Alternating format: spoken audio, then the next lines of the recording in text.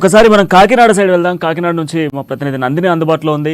So కాకినాడకు సంబంధించి మాట్లాడుకుంటే ఇటు జనసేన కావచ్చు, బీజేపీ కావచ్చు, అటు టీడీపీ కావచ్చు, కంప్లీట్గా కూడా దంచి కొట్టిన సిచ్యువేషన్స్ ఉన్నాయి. ఆల్మోస్ట్ ఎక్కువ విజయం సాధించినటువంటి సీట్లన్నీ కూడా టీడీపీకి కాకినాడ వైపు నుంచే మనకు కనిపిస్తూ ఉన్నాయి. ఎస్ నందిని, కంప్లీట్గా కూడా వైసీపీ క్లీన్ స్వీప్ అయిందని చెప్పుకోవచ్చా? కాకినాడ సైడ్ కంప్లీట్గా కూడా జనసేన హవా నడుస్తుంది. దాదాపు పవన్ కళ్యాణ్ కూడా 70,000 పైచిలకు ఓట్ల మెజారిటీతో గెలిచిన సిచ్యువేషన్స్ ఉన్నాయి. సో ఘన విజయం సాధించినటువంటి టీడీపీ పార్టీకి సంబంధించిన శ్రేణులు ఏం చెప్తా ఉన్నారు? వైసీపీ వైఫల్యాలేంటి? కూటమి కెరటాల్లో వైసీపీ కొట్టుకుపోయిందనే చెప్పాలి. ఏదైతే వైనాట్ 175 అని జగన్మోహన్ రెడ్డి ముందుకు వెళ్లారో ఎక్కడ కూడా అటువంటి పరిస్థితి లేదు. 10 సీట్లు కూడా రావడం చాలా కష్టంగా మారిందనే చెప్పాలి. ఏదైతే ముందు నుంచి కూడా మేమిచ్చిన అభివృద్ధి, మేం చేసిన పథకాలు మమ్మల్ని మళ్ళీ గెలిపిస్తాయని చాలా ధీమాగా ఉన్న వైసీపీకి ఈ రోజు 10 సీట్లు కూడా రావడం చాలా కష్టంగా మారిందని చెప్పాలి. రాష్ట్ర వ్యాప్తంగా కూటమి సునామీ అయితే కనిపిస్తుందనే చెప్పాలి.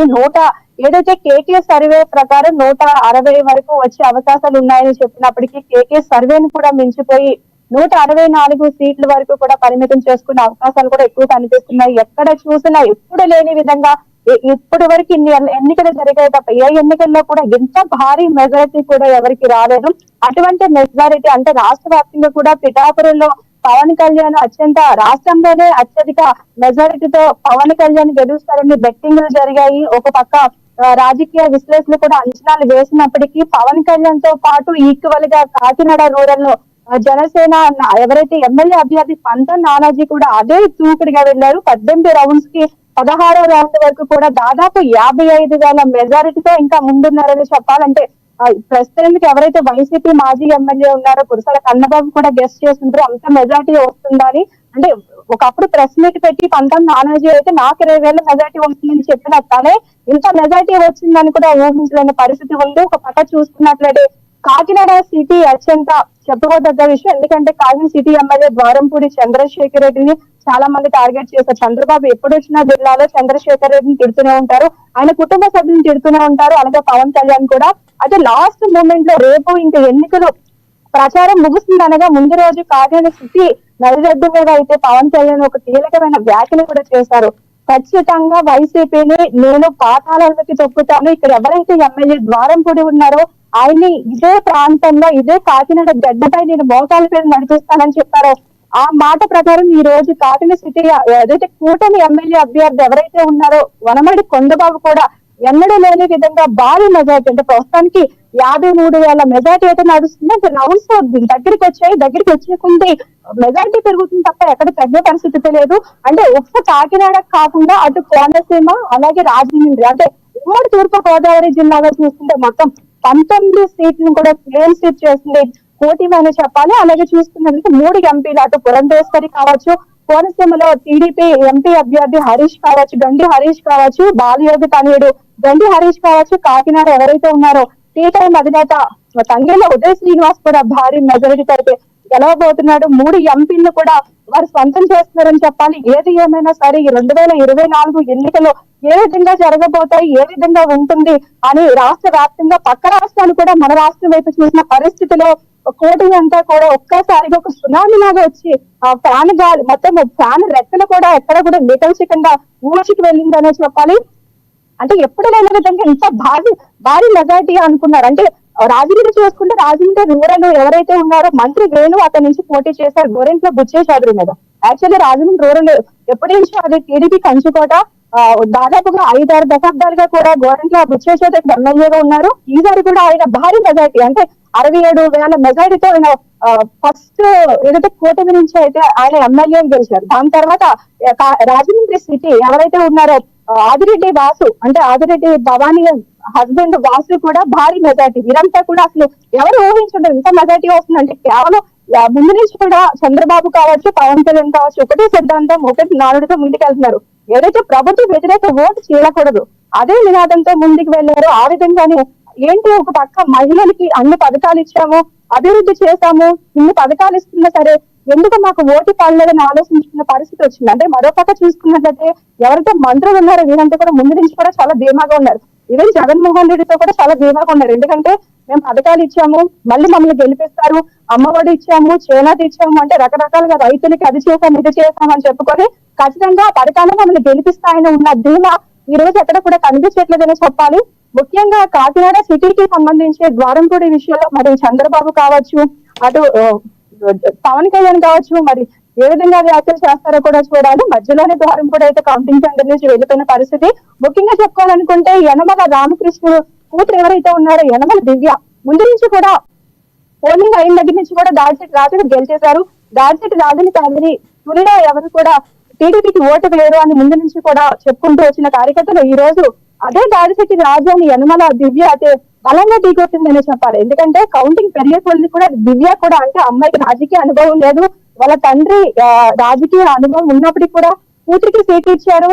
అంటే ఆమె బాబాయ్ ఉన్నారు యనమల కృష్ణుడు కూడా తుని నుంచి సీటే ఆశించినప్పటికీ ఆయనకి సీట్ ఇవ్వకపోవడంతో ఆయన వైసీపీకి వెళ్ళిపోవాలని చాలా ప్రయత్నాలు చేశారు. ఎట్టకాదు వైసీపీకి వెళ్ళిన తర్వాత మొత్తం ఒక క్యాడర్ అయితే కన్ఫ్యూజన్ తో పోయింది. అంటే అన్నయ్యకి సపోర్ట్ చేయాలా, తమ్ముడికి సపోర్ట్ చేయాలనే క్యాడర్ కన్ఫ్యూజన్ ఉన్న క్యాడర్ అంతా కూడా ఎప్పుడైతే యనమల కృష్ణుడు దాడిశెట్టి రాజు దగ్గర వెళ్ళిపోయారో మొత్తం వీళ్ళంతా కూడా ఒక ఫ్యామిలీగా మొత్తం కార్యకర్తలు క్యాడర్ అంతా కలిసిపోయి వన్ సైడ్ అంటే యనమలకి వన్ సైడ్ అయితే చేశారు. పూర్తి స్థాయిలో అసలు ముందు నుంచి కూడా యనమల దివ్య ఓడిపోతుంది, తుని నుంచి వైసీపీ నుంచి ఎవరైతే దాడిశెట్టి రాజే గెలుస్తారో అనుకున్నప్పటికీ కూడా పూర్తి స్థాయిలో ఆమె కూడా 30,000 మెజారిటీ ఇంకా పరిశీలనలోనే ఉన్నారు. ఇంకా రౌండ్స్ లాస్ట్ రౌండ్స్ వచ్చాయి. లాస్ట్ రౌండ్స్ వరకు కూడా ఎంత మెజారిటీ అన్నది కూడా చెప్పలేము. కానీ వీళ్ళంతా కూడా విజయ అంశంలో అయితే ముందుకు వెళ్తారని చెప్పాలి. రాష్ట్ర వ్యాప్తంగా ఎప్పుడు కూడా ఊహించని ఈ విధంగా ఎంత మెజారిటీ వస్తుందా.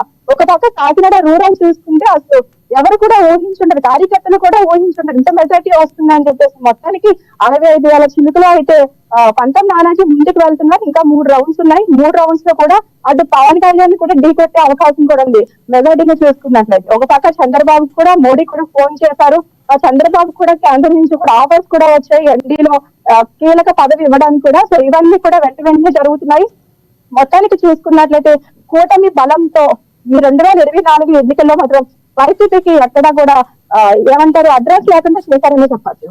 ఎస్ నందిని, ఇంకొక పాయింట్ ఏంటంటే వైసీపీ ఓటమి పాలు కావడానికి ప్రధాన కారణం సంక్షేమ పథకాలకు సంబంధించినటువంటి అంశంలో నిర్లక్ష్యం వహించడం, అంతేకాకుండా ఏపీకి సంబంధించినటువంటి రోడ్ల విషయంలో కూడా నిర్లక్ష్యం వహించడంతో పాటుగా పలు అభివృద్ధి కార్యక్రమాలకు సంబంధించి, అదేవిధంగా రైతులకు సంబంధించినటువంటి సాగునీటికి సంబంధించినటువంటి అంశంలో కూడా నిర్లక్ష్యం వల్లే ఈరోజు ఓటమి పాలకు ప్రధాన కారణమయ్యాయని చెప్పేసి కూడా ప్రతిపక్షాలు చెప్తా ఉన్నాయి. ఇది వాస్తవమేనా?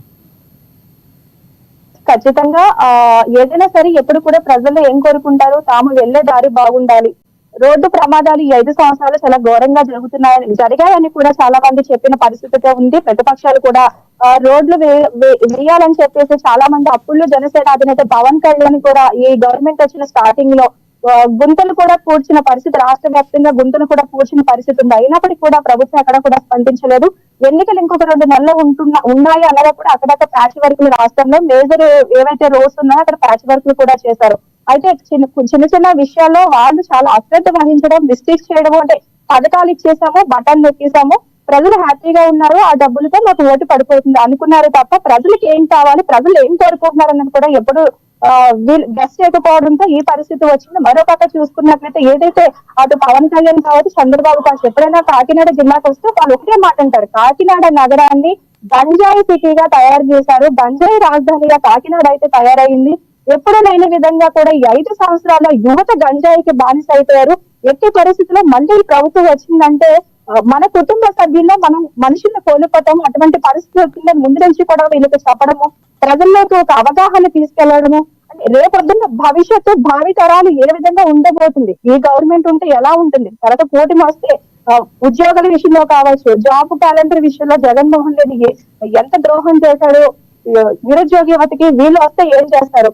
సో అటువంటివన్నీ కూడా వివరిస్తూ ఏదైతే సూపర్ 6 పథకాలు కావచ్చు, తర్వాత జనసేన విడుదల చేసిన పథకాలు కావచ్చు, 5 ఏవైతే ఉన్నాయో పథకాలు కావచ్చు, అలాగే బీజేపీ ఇచ్చిన పథకాలు కావచ్చు, ఇవన్నీ కూడా ప్రజల్లోకి బాగా వెళ్ళాయి.